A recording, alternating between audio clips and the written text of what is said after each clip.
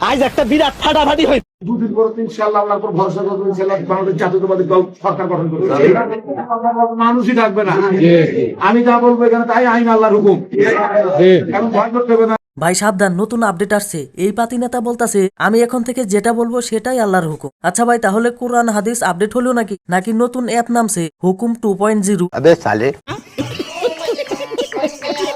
আর developer হলো এই চোদনা সকালে ঘুম থেকে উঠে বলবে আজকে বৃষ্টি হবে, আর মানুষ ছাতা নিয়ে বের হবে। ভাই মানুষ আল্লাহর হুকুম মানে ইমান দিয়ে, আর মানুষের হুকুম মানে যুক্তি দিয়ে, আর এই দুইটা এক করলে যেটা হয় পুরাই স্যাবড়া স্যাবড়া।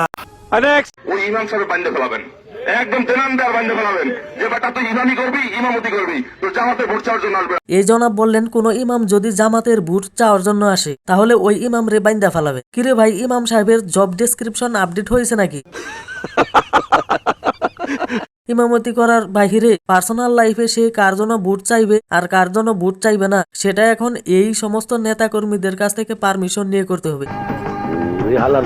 মানে এখন থেকে ইমাম সাহেব নামাজ শেষ করে বলবে ভাই ভাই ভাই একটু দাঁড়ান, আমরা এখন দোয়া করব, একটু দাঁড়ান, নেতাদের ডাক দেই। একটা সোফার মারিয়া 32টা দাঁত হাতের মধ্যে ধরাই দেবো। যদি আমরা না পারেন আমাদের নেতা কর্মীরা যারা আছেন তাদেরকে বলবেন, প্রয়োজন আমাকে বলবেন, কাজল ভাইকে বলবেন, আপনার ভাইকে বলবেন, পাঞ্জা হাত তো বান্ধে পুলিশ। ভাই মানুষ ভোট দিবে মন থেকে, আর ভয় দেখালে কি আসবে জানেন? জানি না।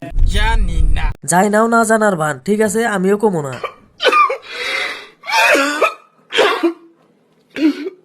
কে কাকে ভোট দিবে এটা যেমন ব্যক্তিগত বিষয়, তেমনি কে কার জন্য ভোট চাবে আর কে কার জন্য ভোট চাবে না সেটাও তার ব্যক্তিগত বিষয়। ওরা বলে কি কোরআনের আইন দিয়ে দেশ চালাবে। না, তাহলে আপনার মতো ভয় দেখিয়ে জোর করে ধমক দিয়ে দেশ চালাবে। ইসলামী হুকুমতে আসলে তো চাঁদাবাজি, খুন খারাপি, ঘুষ, অপকর্ম এগুলো বন্ধ হয়ে যাবে। সেই জন্যই এই সমস্ত নেতাদের চুলকানি একটাই, চুলকানি উঠছে, মলম লাগাই দিবনি, মলম।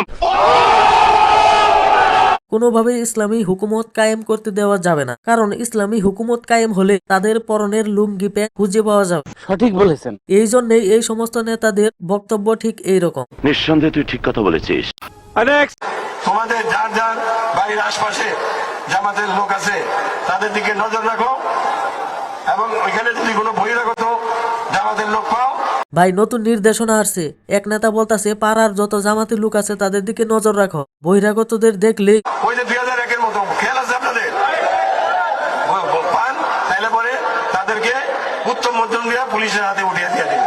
তাদেরকে 2001-এর কথা স্মরণ করিয়ে দাও। মানে আমরা সকালে ঘুম থেকে উঠে দাঁত মাজবো, নাস্তা করব, কে জামাতি কে বহিরাগত তাই চেক করব। ওই যে 2001-এর মতো খেয়াল আছে আপনাদের। আর 2001-এর কথা মানে কি ভাই, এটা কি রাজনীতি নাকি ভয়ের রিমাইন্ডার এলার? ভাই যদি ইতিহাস দিয়ে দেশ চালাতে হয় তাহলে ইতিহাস পুরোটাই বলেন। এই তো কাটিং টু ফিটিং এর মতন কথা। দেশে সবসময় রাজনীতি ছিল, বিরোধ ছিল, ভুলও ছিল, কিন্তু ভয় দেখানো কি সমাধান? জামাত হোক, বিএনপি হোক বা আওয়ামী লীগ হোক, ভোট মানে তো ব্যালট, হাত করা না। আর পুলিশে ধরিয়ে দেওয়ার কথা শুনে তো আমি ভাবতাছি ভাই এটা কি জরুরি সেবা নাকি পাড়ার গসিপ লাইন? কি বলবো, যাই হোক। একটা কথা পরিষ্কার, দেশ চালানো হয় আইন দিয়ে, প্রমাণ দিয়ে, ভোট দিয়ে, তবে ভয় দিয়ে না। ভাই রাজনীতি যদি হয় নজরদারি আর সন্দেহ, তাহলে ভোটার না ডিটেকটিভ লাগবে।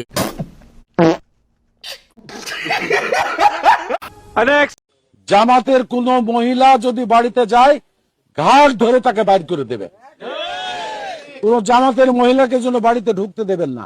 ভাই তোরাই শুধু বাংলাদেশের নাগরিক, নির্বাচন তোরাই কর, আর কোন দল নির্বাচন করতে হবে না, কারণ তোরা যা শুরু করছিস তা বাংলাদেশের জনগণ খুব ভালোভাবেই জানে। এখন হয় করলেও জায়গা মতো তারা সিল মাইরা দিব। আমাদের চোখের সামনে দিয়ে ওই জামাত রাজাকারকে ভোট দিবেন, আর আপনারা বাড়িতে শান্তিতে থাকবেন। ওই শান্তিতে কিন্তু আমি থাকতে দেব না, এটা কিন্তু আমার বার্তা। আপনারা যদি তার সামনে দিয়ে জামাতকে ভোট দেন তাহলে কিন্তু এই ব্যক্তি আপনাদেরকে শান্তিতে থাকতে দেবে না। আচ্ছা জামাতকে ভোট দিলে তো জামাত পাশ করে ফেলাবে, তাই না? তারপরও এই কুলাঙ্গার আপনাদেরকে শান্তিতে থাকতে দেবে না। দেখছেন না ভাই কত বড় সাংঘাতিক কথা। এখন যদি আপনারা তাকে ভোট দেন, কি ভাবছেন শান্তিতে থাকতে পারবেন? ইতিহাস ঘাটাঘাটি করে পরে কমেন্ট করেন। তো বন্ধুরা এই ছিল জানাবার, সাবস্ক্রাইব করলে দেখা হবে আবার। তাহলে আজকে আমি যাই, টাটা, বাই বাই।